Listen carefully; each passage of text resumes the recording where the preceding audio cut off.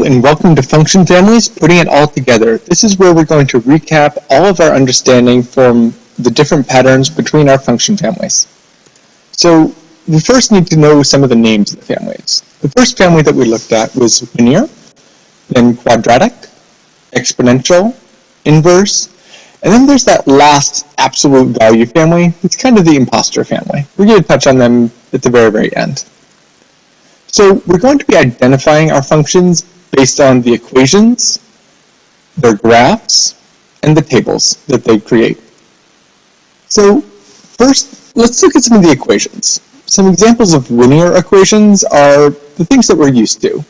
Y equals x, y equals 2x, y equals 7. These are the standard y equals mx plus b equations, where all we're doing is we're taking our x and we're just multiplying it by a constant number. Or in some cases, we're going to have y just be equal to a number. So in quadratics, our equations are going to be things like y equals x squared, y equals 3x squared, plus 4x minus 7, or we can get creative with some parentheses, like y equals negative 4 times x minus 3 squared minus 6. Notice that in all of these, we are taking our x value and we're squaring it. We have that squared value going on between each of the different functions. Though in this last case, we don't directly have the x being squared. Because it's in those parentheses, it will come out to be an x squared if we multiply that out. For our exponential equations, we have things like 2 to the x, 3 to the x plus 4, or 2 to the x power plus 1. In all of these, notice how we have x up here in the exponent. So the way we can tell the difference between exponential equations and anything else is if there's an x in the exponent, then it's going to be exponential. Notice that exponentials are not like quadratics in the fact that quadratics, x is the base, and we have that squared value up in the exponent, whereas in these we have x going on in the exponent. So inverse equations turn out to look like our fractions. 1 over x, y equals 2 over x plus 4, or y equals negative 5 divided by 2x.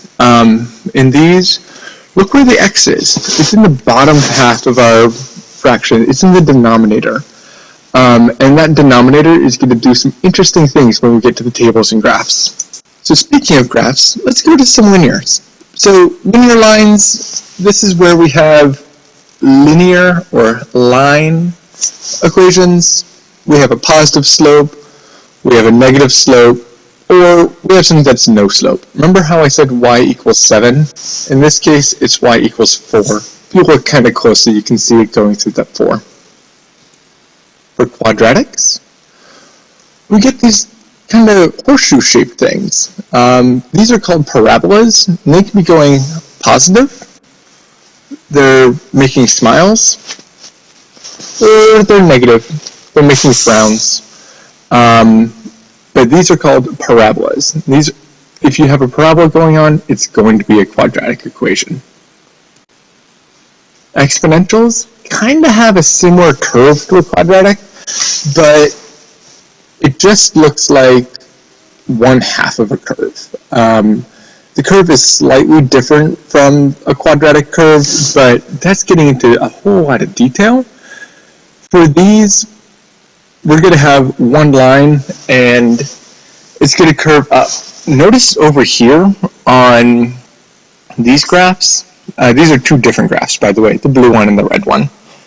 And notice how the blue and the red lines are getting closer and closer to a certain number. That's one of our vocab words. That's called an asymptote. Later on, I'm going to make another video going over a recap of all of our vocab terms. So, graphing our inverse, these were the weird ones that we kind of got excited about in class.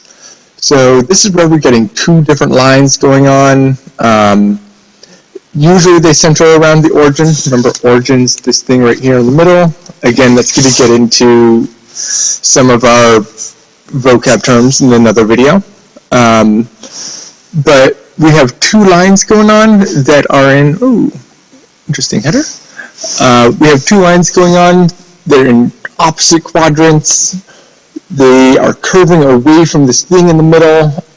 We're going to get there when we look at our table. And they're kind of shying away. In this, we actually have two asymptotes. We have a vertical asymptote right here, and we have a horizontal asymptote right there. So if you've watched this far into the video, part of the homework is to take a survey. Part of the survey is to just answer this question. It's going to be your name, your advisor, or your name, your block, a fist of 5 about this video, and answering this survey question. So for linear, we can look at our tables. Our tables, if we look at a linear table, this is just the standard y equals 2x plus 5. We can tell that it's linear by looking at this thing called a first difference. Sorry about my pen on this. I don't have a good pen at the moment. We have the difference between 1 and 3 is 2. The difference between 3 and 5 is 2. 5 and 7, 2. And 7 and 9, 2. We're adding 2 to every step to go down our graph. So hopefully, if you were doing this by hand, you do the first couple, you notice the pattern, and then you would just keep adding 2 as you were going down the equation. So, quick recap of linear. We have a constant first difference. This first difference ends up being our slope. So remember y equals mx plus b. That plus 2 becomes that m. And our y-intercept, that's going to be right here. So the 5 goes right there. That's our b value in mx plus b. Hopefully this is just a review for those of you that were in Division 1 MST. For quadratics, if we're looking at the table, see how we get a couple of different patterns going on. Notice that we have this mirroring effect, where we have 4, 1, 0, 1, 4. It's mirroring around a certain number. That's pretty classic quadratic right there. But if we look at our first difference between 4 and 1, negative 3. Between 1 and 0, negative 1. 0 and 1, positive 1. Notice that before, as we're getting smaller, it's negative. Now when we're getting bigger, it's positive. And, oh, I'm sorry. Instead of plus 4, it's actually plus 3. So our first difference is not constant. So we have to go down and look at the second difference. We have negative 3 to negative 1. Well, this is where we're adding 2. Between negative 1 and positive 1, we're adding 2. And 1 and 3, not 4, is positive 2.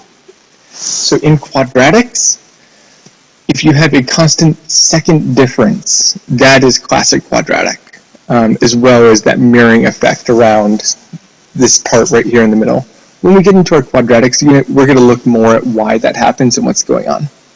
And finding this second difference is just like finding the first difference, but after you do it the first time, you do it a second time. So exponential equations, this is where if we look at the first difference, we're not going to have a constant thing. If we look at the first and second and third and fourth, it's always going to be not a pattern. It's not going to go to a constant number.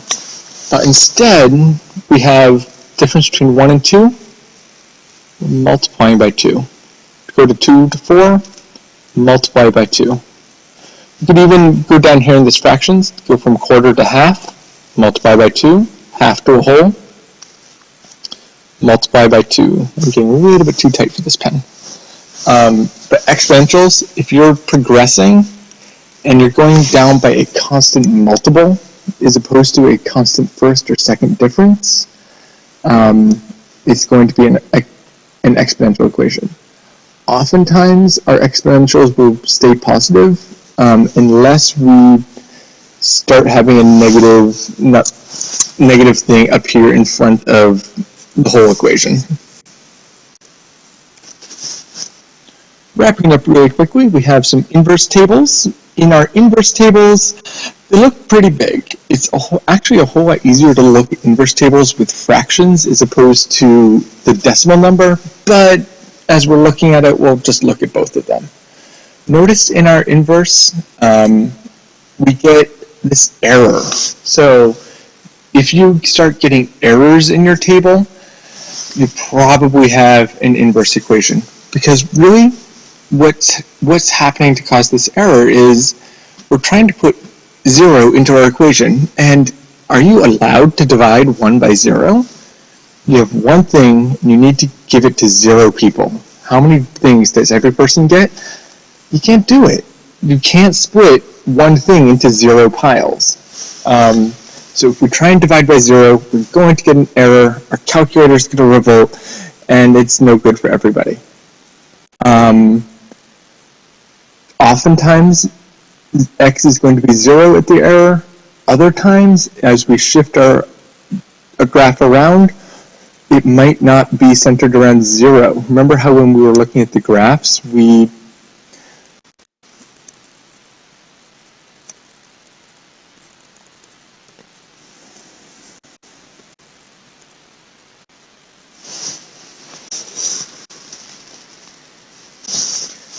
had this thing where we were going through and we'd shifted the center bit. Sorry, I thought I had paused during all of that, but apparently I didn't.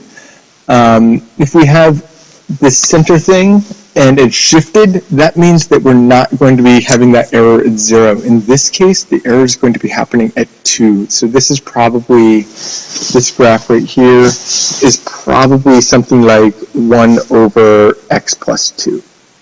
Sorry, 1 over x minus 2. So if we go back to where we were, we can also know that over here, this is going in opposite directions.